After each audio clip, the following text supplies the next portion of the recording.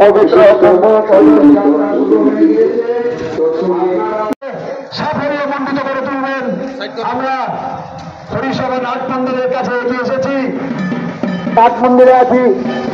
তার গুরুর নামে একবার জয়ের হরি হবে।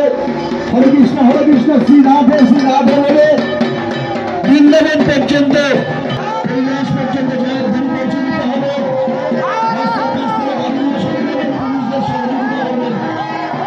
সামনে যে ব্যাগগুলো আছে এই ব্যাগগুলো একটু সরিয়ে ভেতর দিকে রাখুন।